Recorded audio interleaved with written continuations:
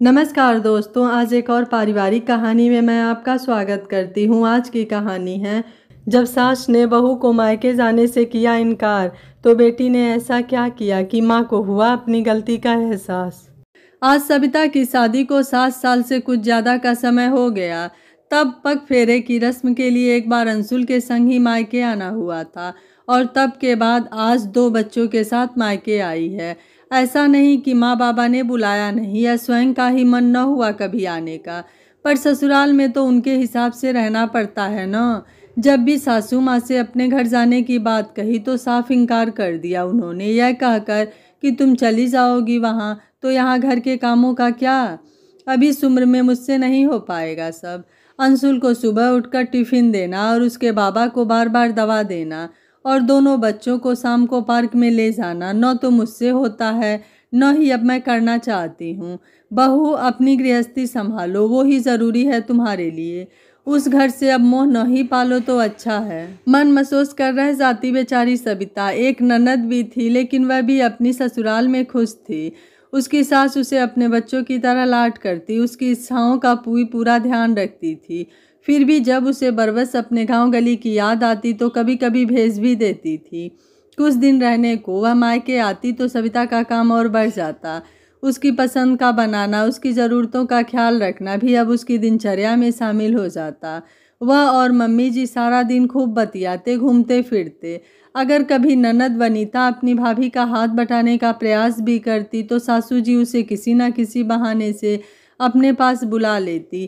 कहती 4 दिन के लिए आती हो तो आराम से रहो, वह कर लेगी काम, उसे आदत है। उसका भी मन होता होगा ननद से हंसी ठट्टा करने का, कुछ समय उसके साथ बिताने का, पर बेचारी ऐसा करने का सिर्फ सोचती ही रह जाती।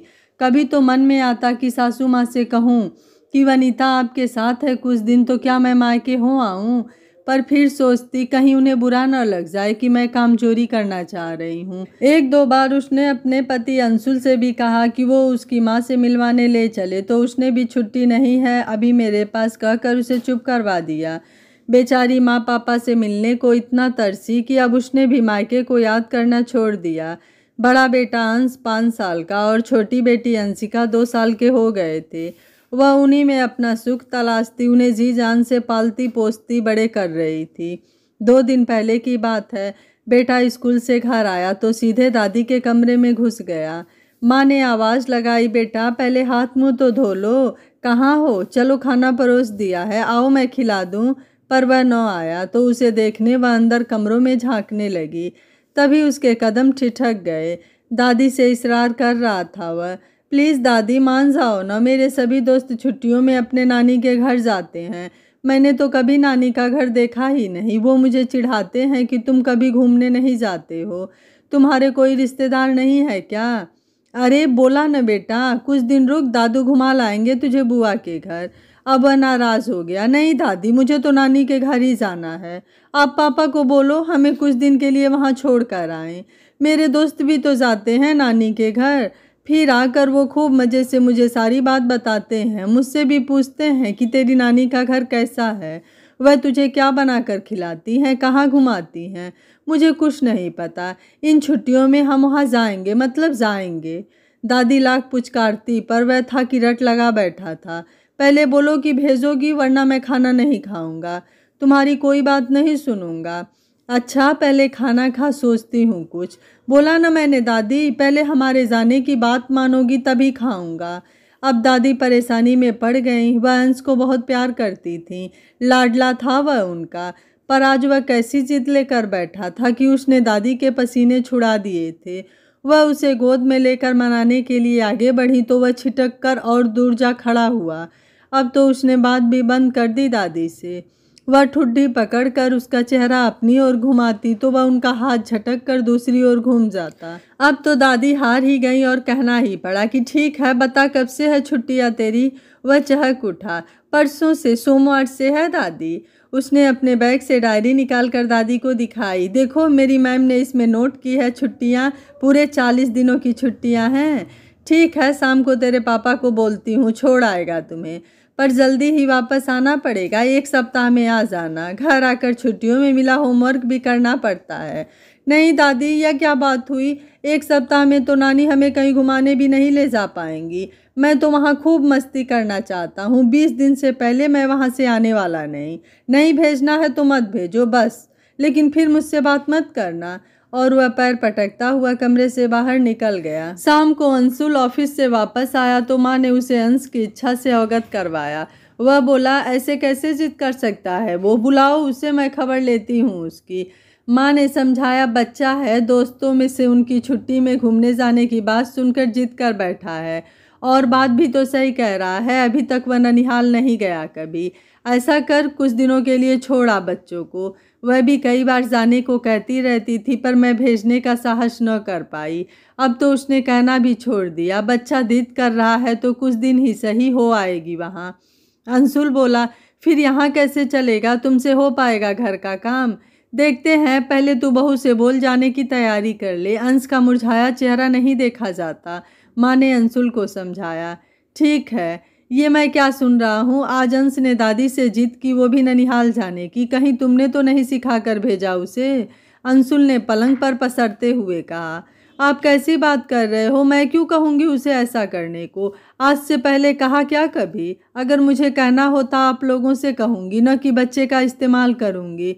और किसी को कहने से भी क्या होगा? सब तो अपना अपना ही सोचते हैं, इसलिए मैंने तो अपना मन मारकर जुबान पर ताला जड़ दिया है।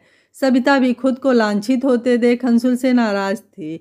उसने भी अपनी अंशिका को सुलाया, फिर मुंह घुमाकर लेट गई। अंश दादी के पास सोने चला गया। थोड़ी देर की चुप्पी के बाद अंशुल समझ गया कि सबिता नाराज हो गई है। उसने उसे पुकारा पर सबिता चुप रही। आज उसकी आत्मा आहत हुई थी। अंशुल ने पकड़कर उसका मुंह अपनी ओर घुमाया और उसके चेहरे पर नजरें टिकाकर पूछा, नाराज हो गई क्या? तो क्या खुश होना चाहिए था? सबिता ने तुरंत बात पकड़ते हुए कहा, देखो मेरी बात सुनो। तुम मेरी आदत जानती हो, मैं माँ की परेशानी नहीं देख सकता, इसलिए तुम्हें मायके जाने से रोक देता हूँ। और आज पहली बार अंश ने दादी से जिद की तो मुझे गुस्सा आ गया। अच्छा चलो सॉरी, वह दोनों कान पकड़कर बोला तो सबिता को भी हंसी आ गई। वह बोली, चलो ठीक है, सो जाओ, मुझे भी नींद आ रही है। अच्छा जी, मैडम को नींद आ रही है, पर मेरी बात सुनकर तुम्हें कम से कम आज रात की नींद तो आने वाली नहीं। मैं जानता हूँ। क्या बात है ऐसी? क्या कोई खुशखबरी है? हाँ, ऐसा ही समझ लो। अच्छा एक काम करो, चाय बना लाओ, फिर बताता हूँ। अब इस वक्त चाय चाहिए आपको? फिर कहोगे नींद नहीं आ रही। कोई बात नहीं, तुम चाय ले आओ और अपने लिए भी लाना, क्योंकि सोओगी तो तुम भी नहीं। सबिता की उत्सुकता बढ़ती जा रही थी। वह जाकर 2 कप चाय झट से बना लाई और पास बैठते हुए बोली, अब बताइए कि क्या बात है? बताता हूँ, चाय तो पी लो। क्या पता फिर तुम्हारी चाय यूं ही धरी रह जाए। अब उसने फिर नाराजगी जताते हुए मुंह बना लिया तो अंशुल बोला, चाय पीकर नींद तो तुम्हारी खराब हो ही गई है। अब ऐसा करो, अपने और बच्चों के ज़रूरी सामान के साथ साथ कुछ कपड़े पैक कर लो। तुम सुबह मायके जा रही हो। सबिता ने चौंक कर अंशुल को देखा। कहीं ये मेरा मजाक तो नहीं बना रहे? उसने पूछा। तबीयत तो ठीक है न तुम्हारी? क्यों, तुम्हें ऐसा क्यों लगा? मैं इतना भी बुरा नहीं हूँ मैडम, पर हाँ, माँ की मर्जी के बिना तुमको वहाँ जाने की इजाज़त नहीं दे सकता। इतना तो इन 7 सालों में तुम जान चुकी होगी। माँ मान गई हैं तुम्हें वहाँ भेजने को। उन्होंने ही तो कहा है कि जाने की तैयारी करो। पर उन्होंने तो अंशुल को 1 सप्ताह के लिए बोला था और उसने 20 दिनों की जिद की थी, इसलिए उसने भी जाने से मना कर दिया था। हाँ, बताया माँ ने मुझे। तुम जाने की तैयारी करो, आगे मैं सब संभाल लूँगा। अब तो सच में सबिता की नींद को मानो पंख लग गए हों और वो उड़न छू हो गई थी। उसने अति उत्साहित होकर अंशुल को आलिंगन में ले लिया। अंशुल ने भी प्यार से उसका माथा चूम लिया। वह बोला, चलो मैं तुम्हारी पैकिंग में मदद करता हूँ, ताकि काम जल्दी निपट जाए और तुम भी थोड़ा आराम कर पाओ। फिर मैं तुम सबको छोड़कर खुद आऊँगा। सच्ची न? हाँ, यकीन नहीं है मुझ पर? पहली बार ऐसा कुछ होते देख सुन रही हूँ, यकीन कैसे हो? चलो कोई बात नहीं, अब शुरू हो जाओ। मुझे बताती जाओ क्या क्या करना है। सबिता का मन बल्लियों उछलने लगा। वह खुशी से पागल हुए जा रही थी।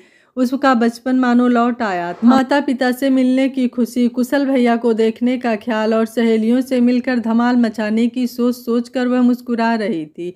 और अंशुल उसे देख देख कर हैरान हो रहा था, क्योंकि आज से पहले उसे इतना खुश उसने कभी नहीं देखा था। सबिता को पैकिंग करते 12:30 बजे का समय हो गया था। अंशुल ने उसे कहा, अब वो आराम करे, सुबह 9 बजे हम अपनी गाड़ी से चलेंगे।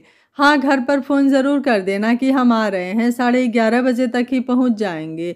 जी ठीक है, कहकर वह लेट तो गई, पर आज तो मानो निद्रा देवी उसकी आँखियों से मीलों दूर थी। उसके ज़हन में तमाम सुनहरे पल जो उसने मायके में बिताए थे और वो सब जो वो जाने के बाद वहाँ क्या क्या करने वाली है, गुडमुड हो रहा था। सुबह वह अपेक्षाकृत जल्दी उठ गई, घर के कार्यों से निवृत्त होकर स्नान ध्यान किया, नाश्ते के साथ ही दोपहर के लिए भी खाना बनाकर रख दिया ताकि सासू माँ को कष्ट न हो। सभी को नाश्ता परोसा, खाते खाते सासू माँ ने जल्दी लौट आने की हिदायत भी दे डाली।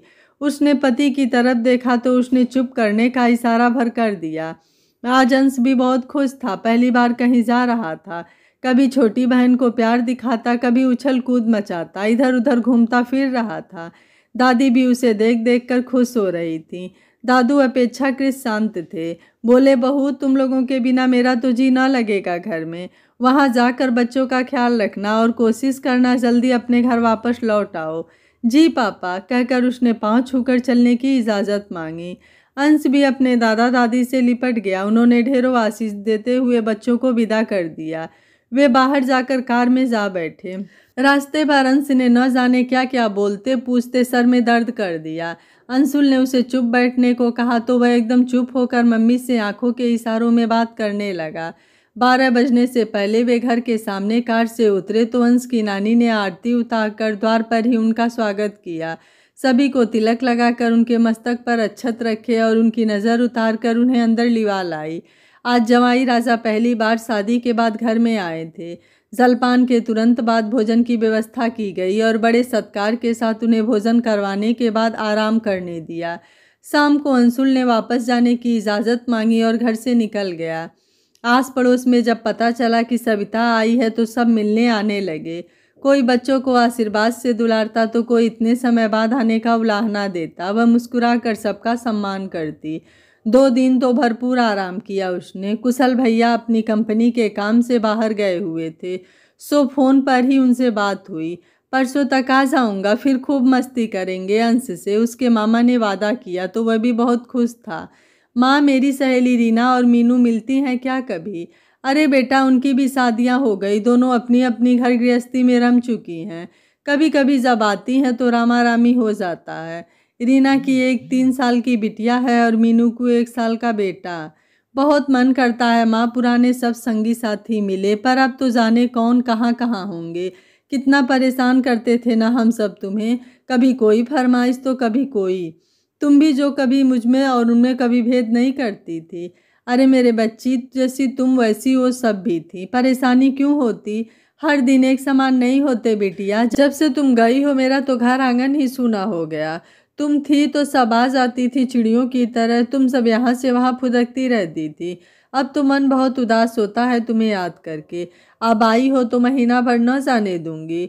माँ, तुम भी न, मेरा मन भी तुमसे मिलने को बेचैन होता है, पर माँ मेरी सासू माँ से अब इस उम्र में घर नहीं संभलता, बस इसलिए तो नहीं आ पाती, वरना वे सब बहुत अच्छी तरह से मेरा ख्याल रखते हैं। तुम मेरी चिंता में न घुलती रहा करो। अब की बार तो अंश जिद कर बैठा तो आने का मौका हाथ आया, वरना तो शायद आ ही न पाते।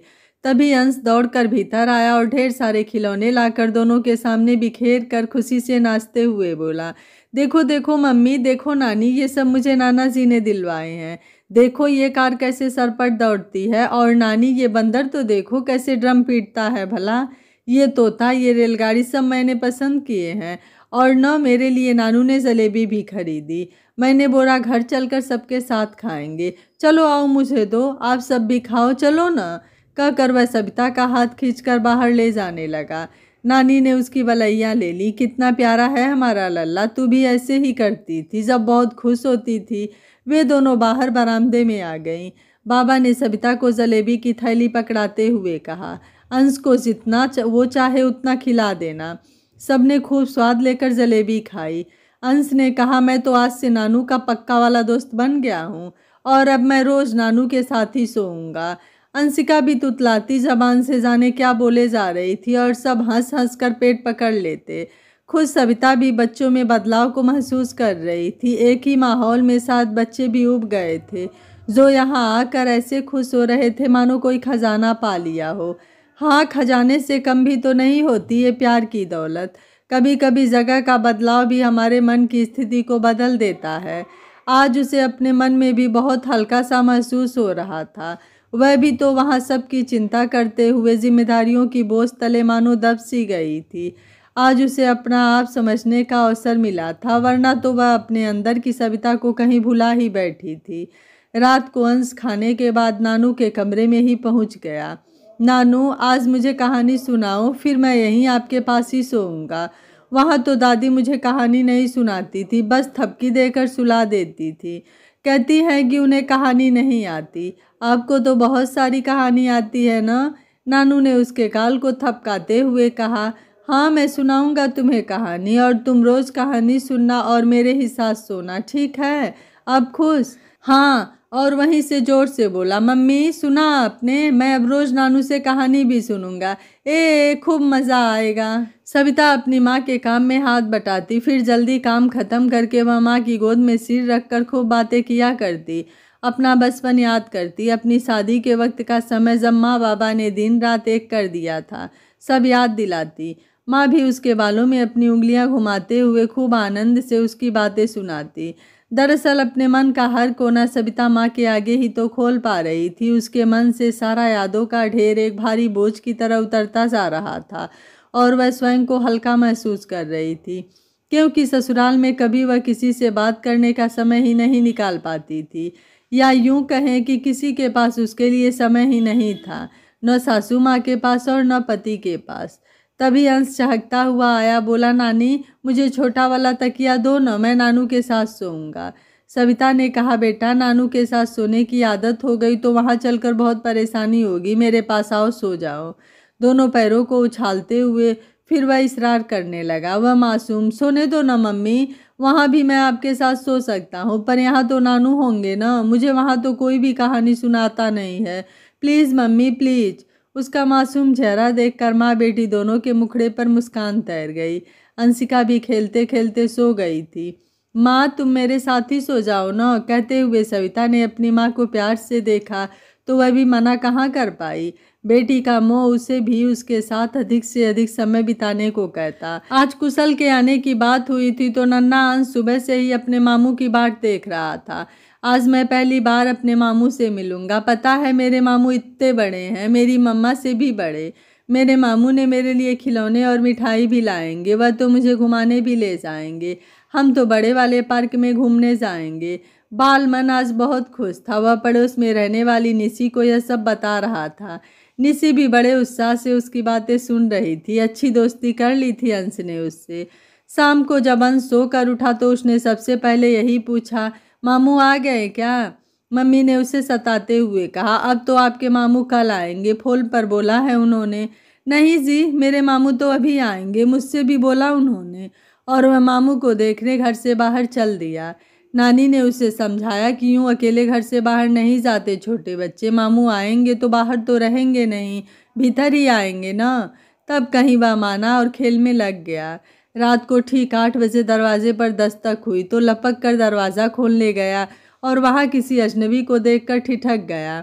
फिर हाथ जोड़कर नमस्कार किया और पूछा, आप कौन है, किससे मिलना है आपको? घुटनों के बल झुकते हुए उस अजनबी ने कहा, अगर मैं सही सोच रहा हूँ तो तुम अंश हो ना? हाँ, यानी आप मेरे कुशल मामू? ये मेरे मामू आ गए, वह जोर जोर से चिल्ला रहा था।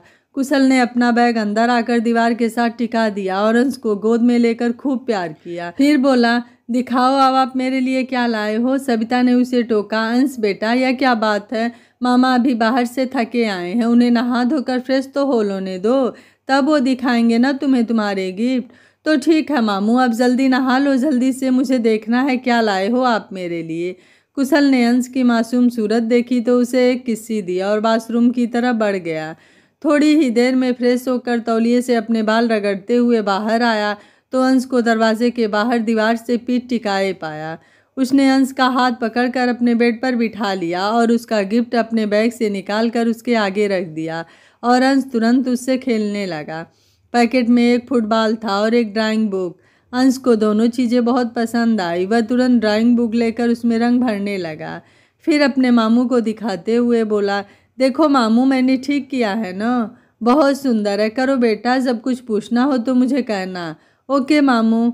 वह बहुत खुश था और सभी पृष्ठ एक के बाद एक आधे रंगीन करता जा रहा था। कुशल ने देखा तो उसे प्यार से ड्राइंग के तरीके समझाए। ठीक है मामू, अब मैं कोई पृष्ठ अधूरा नहीं छोड़ूंगा। शाबाश बेटा, कहकर उसका हौसला बढ़ाया कुशल ने। कल हम इस बैट बॉल से क्रिकेट खेलेंगे। चलो अब सो जाओ। ओके मामू, कहते हुए अंश ने अपना सारा सामान समेट लिया और नानू के साथ सोने चल दिया। आज उनके घर उनके दूर के चाचा जी बहुत समय पश्चात पधारे। कुशल क्षेम पूछने के बाद उन्होंने कहा, भैया भाभी, अगर आप लोगों को ऐतराज ना हो तो एक बात कहना चाहता हूँ। कहो, क्या बात है मुकेश? तुम्हें औपचारिकता की क्या आवश्यकता आन पड़ी?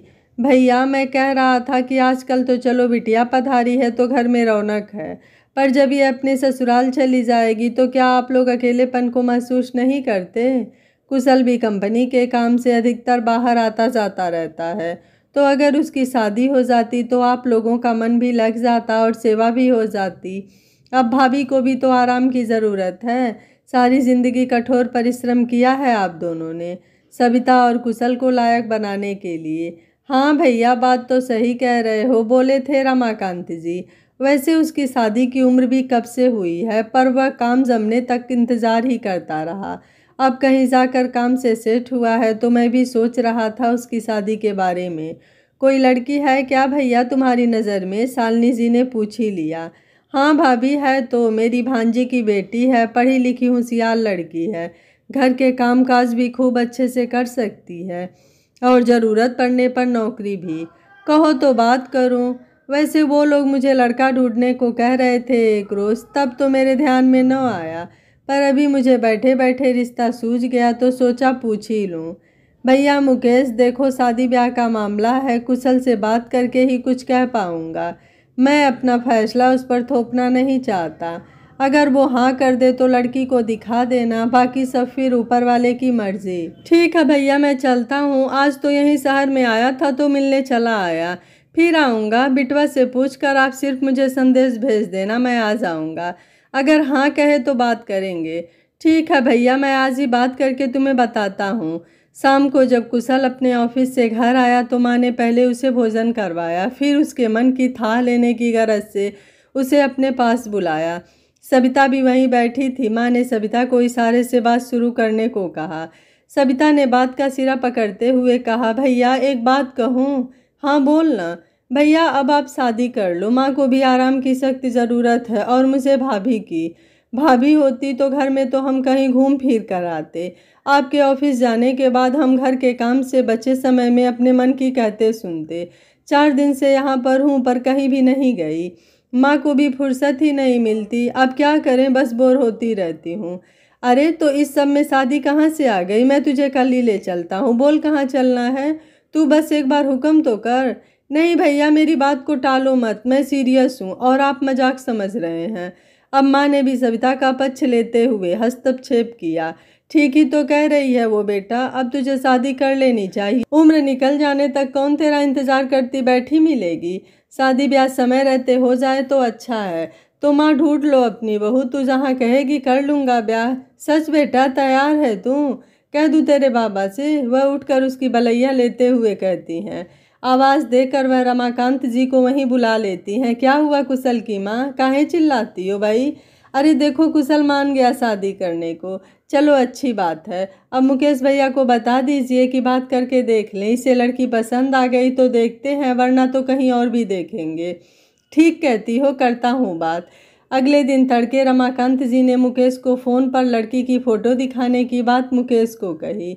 उन्होंने कहा कि अगली फुर्सत में आकर फ़ोटो और सारी जानकारी दे जाना, बाकी लड़का अपनी समझ से हाँ या ना करेगा।